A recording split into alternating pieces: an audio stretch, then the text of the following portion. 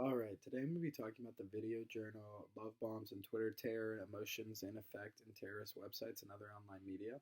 So on May 11, 2004, an Al Qaeda linked terrorist group released a video depicting the decapitation of a U.S. contractor named Nick Berg. The video was terrifying. Berg's on screen murder generated a tremendous amount of international news media, which in turn generated visceral emotional reactions worldwide. The news media focused almost exclusively on these images, spreading fear, anger, and disgust, pressuring policymakers to take even more aggressive actions against these groups. So the first thing that comes to mind is how right-wing or left political news sites will use videos and images to push their agendas.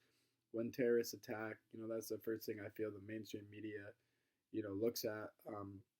They use it for fuel to push an agenda. I kind of wish like the news would be more sympathetic to the victims. As journalists in the future, I would want to be respectful to the loved ones we've lost over any political agenda, even though I don't really see myself in politics moving forward.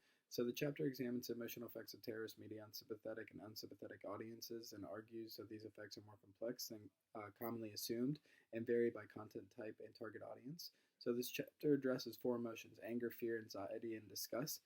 Terrorism is the use of violence to elicit fear and the intention to affect some change in public opinion and or policy. So um, it's not solely the practice of any one religion, nationality, political movement, or ethnicity. So digital media has largely overlapped with the rise of jihadist terrorist groups such as Al Qaeda. And however, many of the same claims made here apply to other types of terrorist groups, such as right-wing white supremacists. So it's important to remember that there are more terrorist organizations than the stereotypes that come to mind, for Americans when we think of just terrorists. So terrorists include white extremist groups and school shooters. I mean, it is really depressing to consider that school shooters are some of the most common type of terrorists in our country today, but that's a fact. Um, Digital media afford terrorist groups the same kind of benefits of scale and expense enjoyed by other political groups and social movements. So terrorist groups have used the internet to engage directly with followers, potential recruits, and the broader world. They have called these followers internet mujahideen. I'm not sure if I'm saying that right.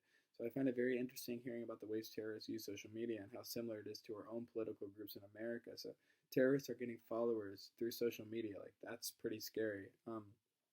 So in the first decade of the 21st century, websites began losing their prominence as chat rooms and other digital media tools became more prevalent. This led to a shift away from static websites and traditional media towards more two-way dialogic modes of communication on social media platforms. So terrorist groups use encrypted messages platforms such as Telegram to breed a sense of community and spread propaganda.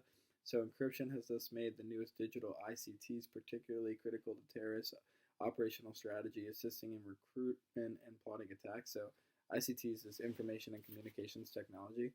So one of the most recent steps is the evolution of digital media has been a dramatic increase in the quantity and quality of online videos. So I'm sure this creates more fear in the public when the videos have higher quality for terrorists, so that's not good.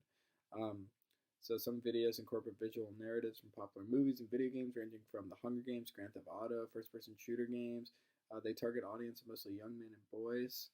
And it's pretty wild that they're using like our own movies, like American movies, to incite violence with recruits, or just get recruits to come in. So studies show that most of the online content produced for groups like Al Qaeda and ISIS is not contained to encryption to violence. Instead, it focuses on six interconnected themes: brutality, victimhood, mercy, war, belonging, and apocalyptic utopianism. So the most important theme in jihadi online messaging is that Muslims have been oppressed by the West. So they're using different ways to get recruits. ISIS and other terrorist groups create different types of online communication with different target audiences in mind. Positive content about the benefits of life under their proposed caliphate appeals to followers and recruits. Caliphate is the rule or reign of caliph or chief Muslim ruler.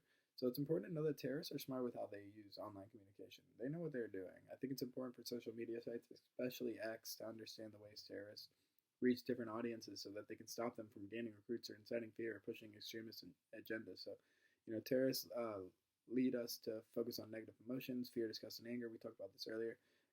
It says we should also be investigating positive emotional appeals in reaction to those messages and target audiences.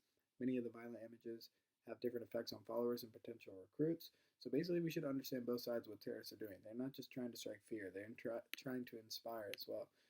So traditional news and online media treat violence and other imagery very differently, and the audiences for each are often different and have different motivations, which has ramifications for understanding, reception, and impact. So I see this all the time with violent videos on X. I have friends that actually enjoy watching like violent videos just for the shock value. I don't really understand that, but national news won't show you these images or videos because they're too graphic for TV, but social media will, and they'll spread these videos. So that's kind of what terrorists are going for. Terrorists use us versus West as a big thing. So this, to sum up, the chapter is sought up to provide a conceptual framework for thinking about terrorist digital media strategies using emotion, but has been mostly theoretical due to lack of empirical data. Future research should focus on how to protect vulnerable individuals from being attacked or joining or assisting terrorist groups. Like this is really happening on social media.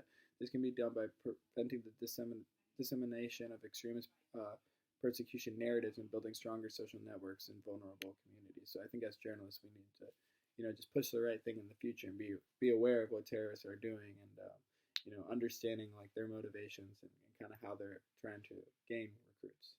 Thank you.